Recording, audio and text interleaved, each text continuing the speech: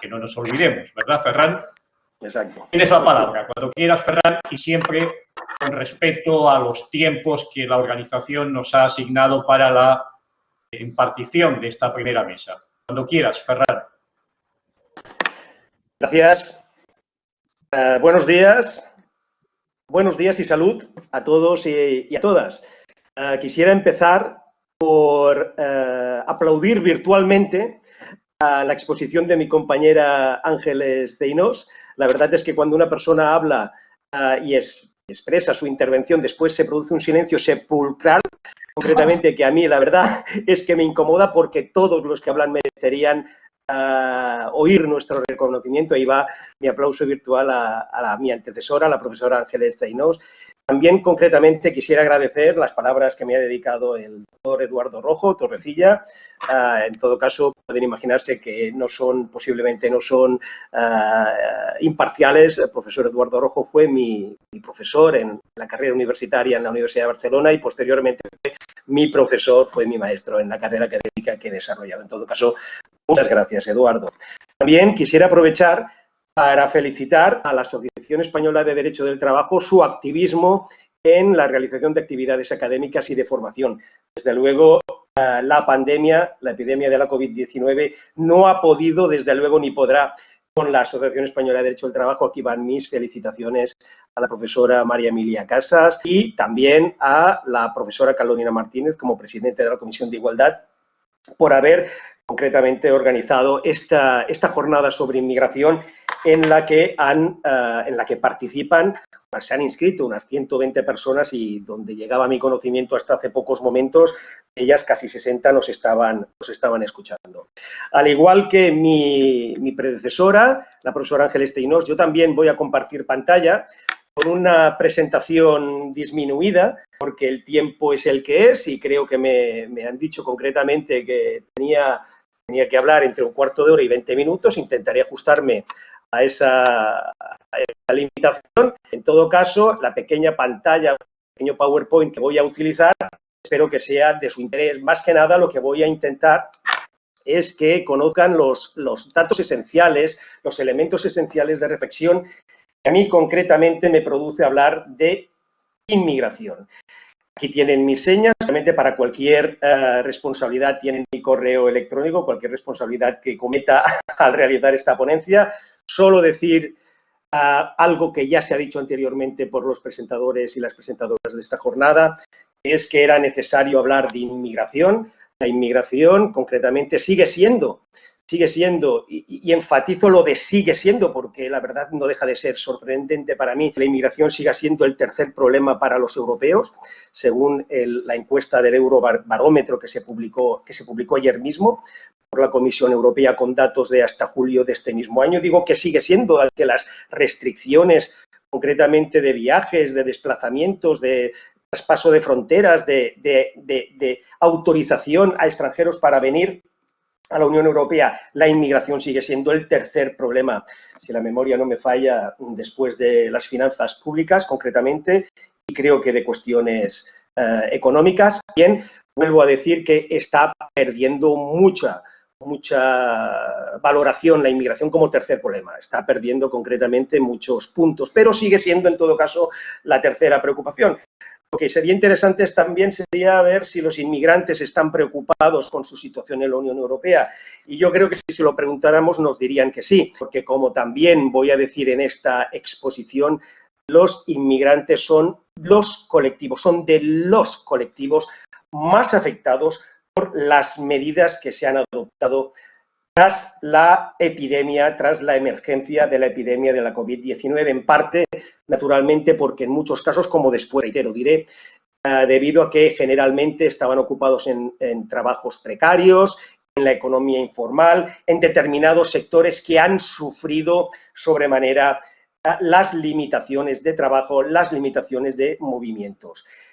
Creo que debía hacerse una jornada en que se ocupase de este tema.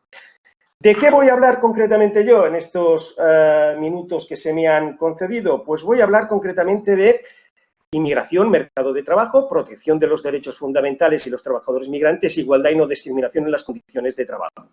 Atención, quiero reiterar, como antes ha dicho la profesora Feinós, que yo me voy a centrar en la faceta de los trabajadores migrantes en situación regular, con residencia legal en España, no en los trabajadores en situación irregular, como concretamente se ha explicado bien por la profesora Feinós.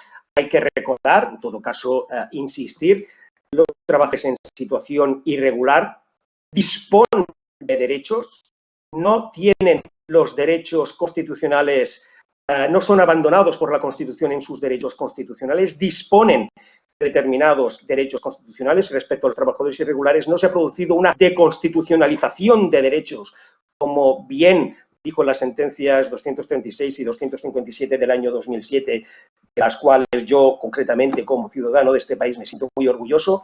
En todo caso, yo no voy a hablar de los trabajadores en situación irregular, que, reitero, tienen reconocidos determinados derechos constitucionales, sino me voy a centrar en los trabajadores inmigrantes con residencia regular, con residencia legal. Concretamente, voy a hablar de los trabajadores migrantes, entendiendo por tales aquellas personas, ¿no?, que provienen de otro país, que son extranjeros, provienen de otro país con la intención de buscar trabajo y emplearse. ¿De acuerdo? Esta categoría vendría a ser ni nada más ni nada menos que 2/3 partes del conjunto de migrantes internacionales en el ámbito mundial. Los trabajadores migrantes. Ahora bien, también he de decir que en mi exposición a veces voy a tener que desbordar esta categoría, ya que determinadas medidas que actualmente dispone la legislación creo que deberían ir más allá de la figura de trabajador extranjero migrante. Y naturalmente, como bien se ha enfatizado por la profesora Casas, por la profesora Carolina Martínez, el factor esencial es hablar de igualdad y no discriminación.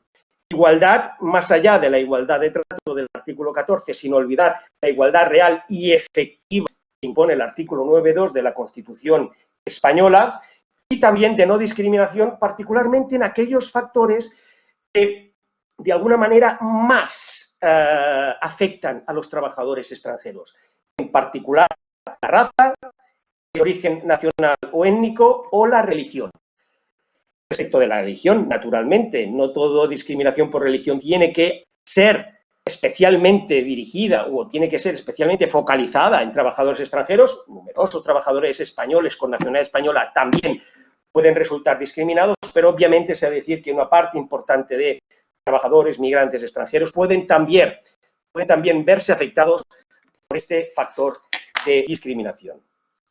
Ante ello, concretamente, ¿cuáles son los principales mecanismos legales que disponemos en nuestro ordenamiento para afrontar la situación de la protección de los derechos fundamentales, igualdad, no discriminación de los trabajadores migrantes? Naturalmente, además de la Constitución española, que, recordemos, ya filtrada desde el año 1984 por la sentencia del Tribunal Constitucional número 107, estableció que los inmigrantes, los extranjeros, no disponen de un derecho al trabajo incondicionado, sino estrictamente en función de lo que dispongan legislaciones que regulen la situación de los extranjeros en España. La cuestión, en todo caso, es que una vez disponen de la autorización de residencia y trabajo, obviamente pasan a disfrutar de el régimen laboral de forma idéntica que el que disfrutarían los trabajadores españoles. Como regla general, ya se impone desde la legislación, concretamente, un régimen de igualdad y no discriminación respecto de los trabajadores extranjeros residentes, que está plasmada en esta legislación básica que he puesto aquí, la Ley Orgánica 4/2000 y el reglamento que la desarrolla 557/2011. Naturalmente, vuelvo a reiterar, son normativas básicas y no menciono otras que también tienen su interés, como podría ser la legislación de empleo. En todo caso, ¿qué es lo que disponen estas normas básicas? Solo para recordar, el artículo 2 bis de la Ley 4/2000 hace referencia a la efectividad del principio de no discriminación respecto de extranjeros y la igualdad de trabajo, en condiciones de trabajo y de seguridad social. El artículo 2.3 habla del objetivo de la integración de los inmigrantes en la sociedad receptora, de modo bilateral, con enriquecimientos mutuos, pero en todo caso establece como objetivo la integración, cuyo criterio interpretativo para esa integración ha de ser siempre que los extranjeros ejercitan los derechos que les reconoce la ley en igualdad de condiciones con los españoles. Y finalmente, en el artículo 23, una prohibición de actos discriminatorios. Es imposible, no se puede, está prohibido que pueda haber distinciones, diferenciaciones arbitrarias entre un extranjero y un español que suponga la restricción de derechos respecto del extranjero. Además de esta normativa española, también he de traer a colación en el tema que nos ocupa una directiva muy importante que hablaré a continuación, la Directiva 2011/98, que pese a su largo título, donde empieza hablando de que se trata de una directiva de procedimiento único para la concesión simultánea de autorizaciones de residencia y autorizaciones de trabajo, atención, acaba finalizando con una cuestión muy importante, que es la dotación de un conjunto de derechos para los trabajadores de terceros países que residen legalmente en un Estado miembro. Es una directiva de la que voy a hablar en pocas transparencias, pero tendré que tener muy en cuenta para lo que voy a decir a continuación. En todo caso, pese a este arsenal normativo, ya desde el año 2006 se están detectando en los indicadores laborables, en general para los trabajadores en situación regular, en residencia legal, son más desfavorables que respecto de los trabajadores españoles, locales, autóctonos. ¿De acuerdo? La cuestión es que se está detectando, por ejemplo, ya desde el año 2006, factores relativos a la jornada laboral, donde se detecta un mayor número de trabajadores, y digo mejor, trabajadoras, que trabajan muchas más horas que concretamente lo que hacen los trabajadores locales. También en materia de siniestralidad laboral, donde se está detectando también análisis que se empezaron a llevar a cabo, al menos yo los desde el año 2006, donde la tasa de incidencia de accidentalidad laboral es superior a los extranjeros que a los españoles, y ya naturalmente también en accidentes mortales, donde la tasa de accidentes mortales desde el año 2008 viene siendo de casi 2,5 puntos por encima de los trabajadores extranjeros respecto de los trabajadores españoles. Eso sin contar concretamente con tasas de empleo que en determinados momentos de estos últimos años, en algunos momentos se ha triplicado la tasa de desempleo entre los trabajadores extranjeros y los trabajadores nacionales españoles. Las cuestiones de eso pueden ser algunas como que el trabajo propio de los inmigrantes en situaciones precarias, que ahora voy a tratar, la economía informal, donde se han ocupado muchos trabajadores extranjeros que también voy a tratar, la cuestión de que muchos trabajadores extranjeros han pasado a ocupar puestos en la denominada gig economy, ¿no?, como trabajadores de demandas. Hace poco hubo una sentencia sobre los riders de Globo. Tendríamos que ver quiénes eran la mayor parte de trabajadores que posiblemente son riders. Aquí, concretamente, desde donde les hablo, en Barcelona, hubo un accidente mortal, por cierto, de un trabajador extranjero rider, que en este caso era irregular. Son situaciones que o posiblemente también, antes hablaba de trabajadoras, que trabajan muchas más horas, las trabajadoras del servicio doméstico podría ser un ejemplo del porqué esto, pero en todo caso, al margen de la situación social, la situación real que están viviendo los trabajadores, ¿qué causas? Yo me pregunto en mi exposición, ¿qué causas pueden ser las que llevan a estas situaciones de discriminación en el goce de condiciones de trabajo, donde no se pueden estar cumpliendo las normativas laborales? Me hago una primera pregunta. La primera causa puede ser la estrategia seguida por la política común de inmigración de la Unión Europea. ¿Qué es lo que quiero decir con eso? Lo que quiero decir con esto es lo siguiente. La política común de inmigración de la Unión Europea, respecto de la inmigración laboral, hay que focalizarlo en la inmigración laboral, en estos últimos años se ha caracterizado por adoptar directivas que diferencian ya el acceso a la Unión Europea, en muchos casos el propio goce de privilegios respecto de unos inmigrantes respecto de otros. Es decir, la política común de inmigración de la Unión Europea en estos últimos años ha adoptado unas directivas solamente por poner algunas, respecto de altamente cualificados, respecto de traslados intraempresariales, respecto de trabajadores estacionales y temporeros, respecto de trabajadores desplazados, respecto de trabajadores que puedan derivar o pueden hacer funciones de trabajo si provienen en el marco de un convenio de estudio, formación, voluntariado, trabajo PER. Ha diversificado las estrategias de acceso a la Unión Europea y de goce de determinados derechos en función de colectivos específicos de trabajadores. Y yo me pregunto concretamente si esa política de dispersión no debería ser corregida en aras a la igualdad respecto de los propios trabajadores inmigrantes por una directiva horizontal, por una directiva que recogiese a todos los trabajadores inmigrantes que quieran venir a la Unión Europea a trabajar. Es cierto que, como he dicho antes, la directiva 2011, número 98, establece un marco común de derechos para los residentes legales. Es decir, cualquier trabajador que venga de una de estas directivas, altamente cualificados, traslados intraempresariales, puede llegar a gozar el régimen de igualdad, como cualquier otro trabajador que no esté en una de estas directivas, que no esté sujeto a una de estas directivas específicas que les estoy hablando.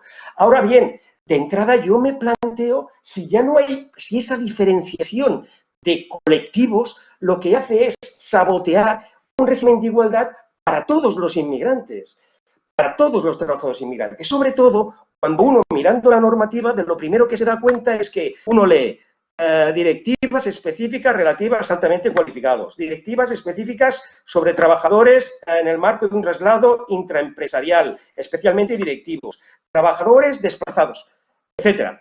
Uno se pregunta, bueno, ¿y dónde están los trabajadores poco cualificados? ¿Dónde están los trabajadores, si meten la expresión, pobres, inmigrantes pobres que están en sus países y quieran venir aquí y no dispongan de una cualificación? ¿Dónde están? La cuestión es que me pregunto, tal vez habría que obtener una óptica, una visión respecto de estos trabajadores poco cualificados, diré mejor, medio o poco cualificados, es decir, que no llegan a ser altamente cualificados, que es la niña de los ojos de la normativa de las políticas de la Unión Europea. Mantengo que considero que debería haber un equilibrio en la admisión de inmigrantes, cualquiera que fuese su categoría laboral, no poner todas las cartas específicamente los altamente cualificados, y considero también que debería haber una apertura, una regulación específica sobre trabajadores pobremente cualificados, trabajadores con cualificaciones medias o bajas, para ocupar trabajos que se prevé que en el futuro sean importantes. Agricultura, que ya lo es, servicios a domicilio, construcción, transporte o comercio al por menor. Otra causa que podría explicar esta diferenciación de regímenes, concretamente entre trabajadores inmigrantes y trabajadores españoles, podremos hablar de que puede haber racismo en el acceso al empleo y en las condiciones de trabajo. Me quedo con la definición de racismo que fue dada por la Comisión contra el Racismo y la Intolerancia del Consejo de Europa, que viene a decir que se entiende por racismo la creencia de que por motivo de raza, color, idioma, religión, nacionalidad o el origen nacional o étnico se justifica el desprecio de una persona o grupo de personas o la noción de superioridad respecto de esa persona o grupo de personas. Repárese en esta definición, para mí muy importante, que la raza está apareciendo como un tertium genus, como una noción genérica. Generalmente la raza, concretamente la discriminación, el racismo se ha etiquetado como una clasificación específicamente relativa a la biología, concretamente del ser humano, en base a características morfológicas o el color de la piel, pero atención, ahora está emergiendo el racismo como un tertium genus, como una especie de noción genérica, un tipo general, que engloba también que dentro del racismo también se considere, por ejemplo, la creencia de desprecio o de noción de superioridad por el origen étnico de una persona o incluso por la religión de una persona.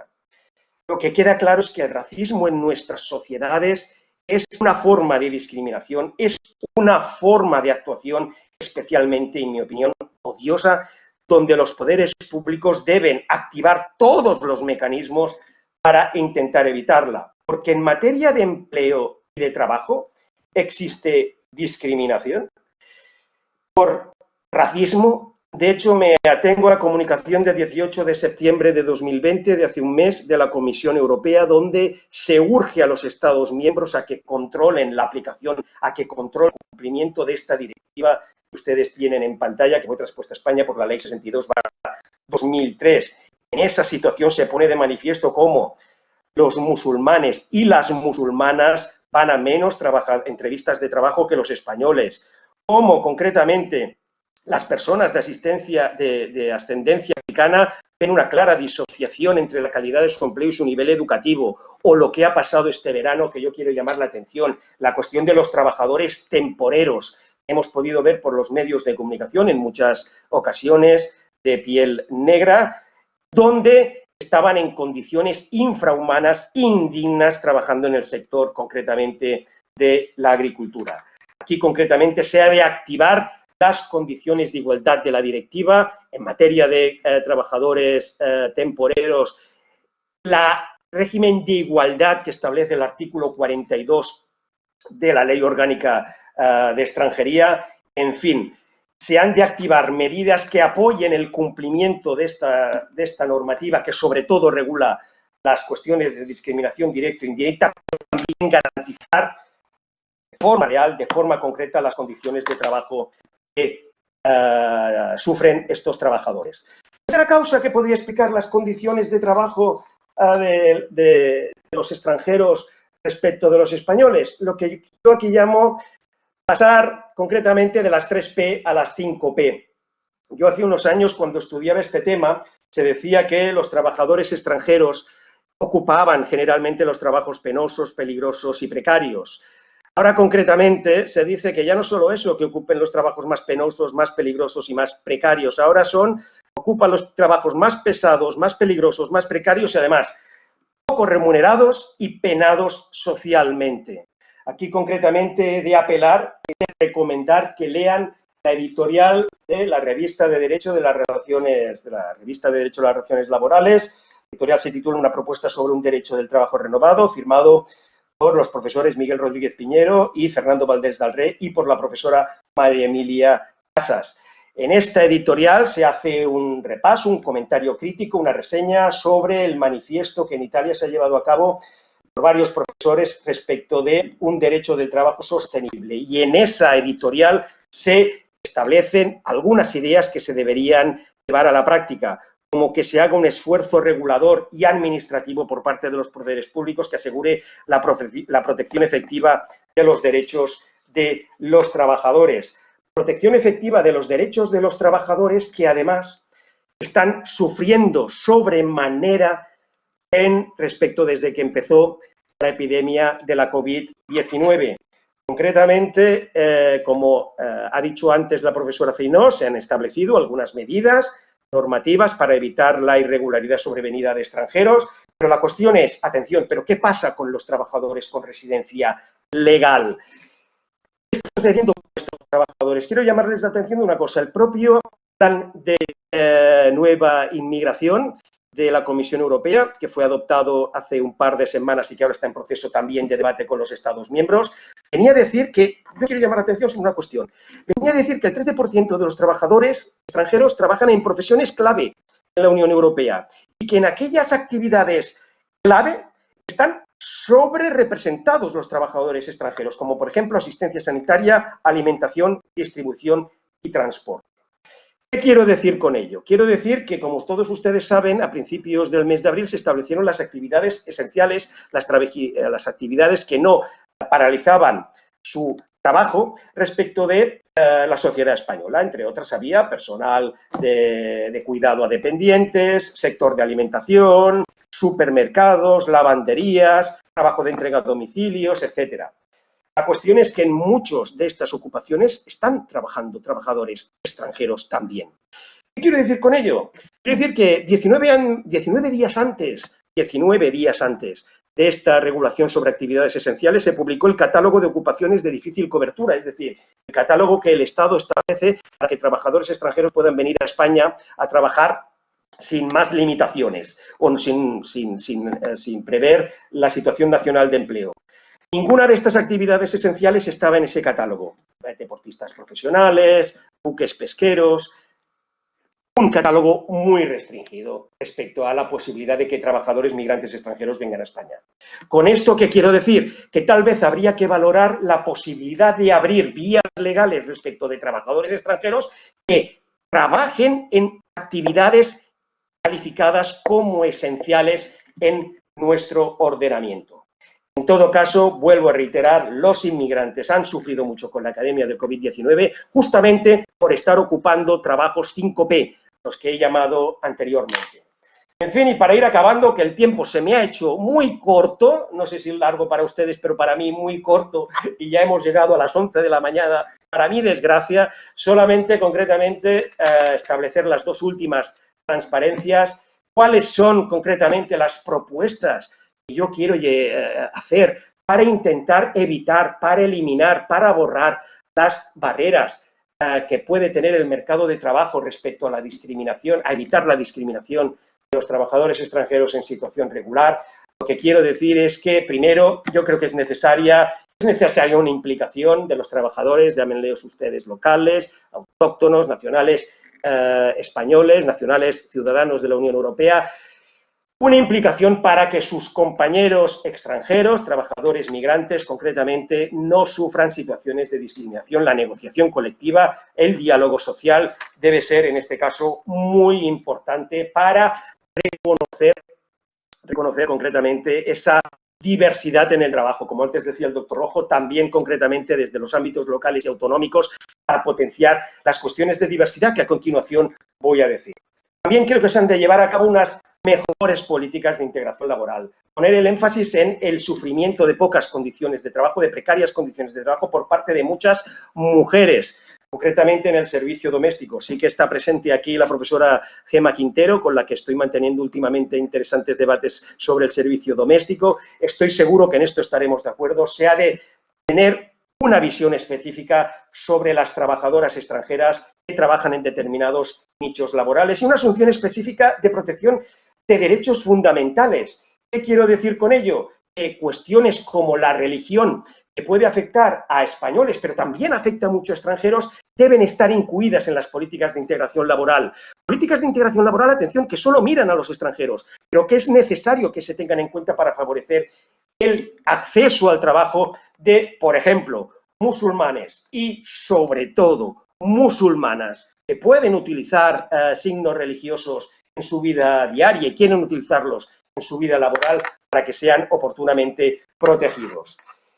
Y, naturalmente, con esto acabo, una gestión de la diversidad como medida de eliminación de las barreras en el trabajo que pueden generar discriminación racial. Aquí me estoy refiriendo básicamente a una comunicación de la Comisión, de la Comisión Europea, de la sección de empleo de la Comisión Europea, que se produjo hace un mes exactamente, concretamente en la que también se viene a insistir primero en el reconocimiento de cualificaciones a la población extranjera, a la necesidad de que se formen en idiomas respecto al empleo realizado, es decir, a la necesidad de que no solamente se les enseñe una lengua, sino que se les oriente en la utilidad de la utilización de esa lengua y que se los oriente también en materia de empleo, en que se les oriente sobre cuáles pueden ser sus salidas profesionales.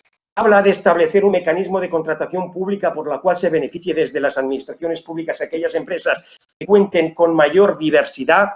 Y ya, para ir finalizando, la necesidad de establecer una presencia de migrantes en los órganos de representación de los trabajadores. Es decir, que los propios migrantes intervengan como interlocutores de las empresas, como representantes de los trabajadores, que posiblemente así es la mejor manera de garantizar esa diversidad. Y por último, aunque no esté puesto aquí, aquí viene lo que también las políticas de integración pueden resultar desbordadas por lo que voy a decir a continuación, y yo también he dicho, la utilización que he hecho de trabajadores, de la noción de trabajadores migrantes extranjeros puede resultar desbordado. Hay que tener en cuenta también los avisos que nos están llegando de que no solo trabajadores extranjeros, no solo personas de otra nacionalidad pueden estar sufriendo discriminación en el trabajo. También sus descendientes con nacionalidad española, también jóvenes que pueden acceder al mercado de trabajo, quieren acceder y estén trabajando, pero que por sus características étnicas, por sus características de raza, lo llamaré así, como he dicho antes, están teniendo problemas en el trabajo Con lo cual, reitero que la política de integración incluida en la Ley Orgánica de Extranjería puede resultar insuficiente para hacerse cargo también, en este caso, de un mejor acceso, de una mejor integración de estos descendientes en el mercado de trabajo. En fin, acabo aquí, que me he pasado un poquito del tiempo previsto, lo quería hacer por prudencia, y muchas gracias por su atención y por su paciencia. Gracias.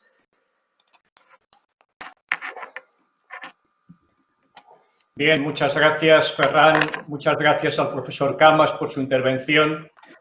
Estamos ya prácticamente fuera de tiempo, pero por respeto a aquellas personas que han formulado alguna pregunta y que entiendo que se encuentran en el chat, si la organización no me corrige. ¿Es así, en efecto, Rocío? Las preguntas sí, están en el... Es correcto.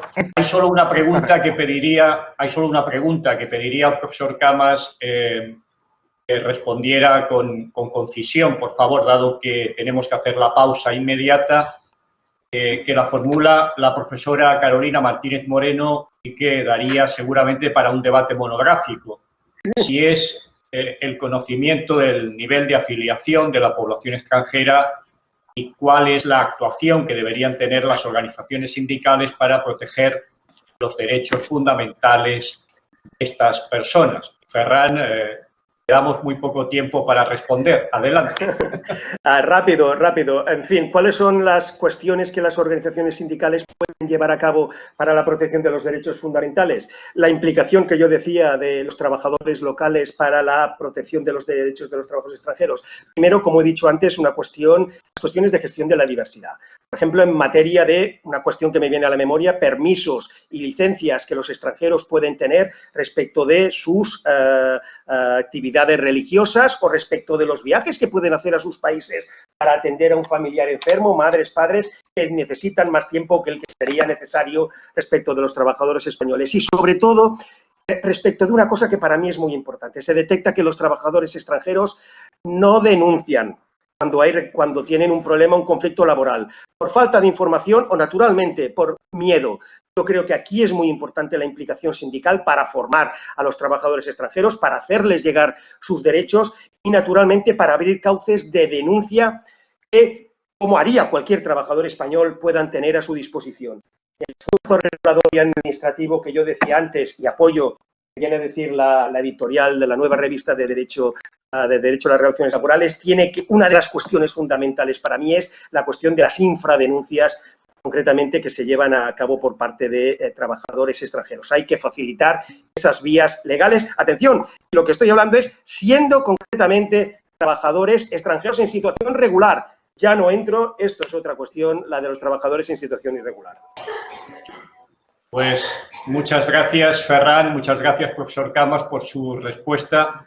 Yo creo que hemos dejado el camino abierto para la segunda mesa, en donde se van a abordar las cuestiones relativas a las políticas de inmigración en la Unión Europea desde la perspectiva de la libre circulación de trabajadores y trabajadoras y desde la libre circulación de personas. Por mi parte, agradecer tanto a la profesora Feinos como al profesor Camas sus intervenciones, que realmente demuestran la calidad de las personas que integran la Asociación Española de Derecho del Trabajo y de la Organización Social, y doy la palabra a la organización para que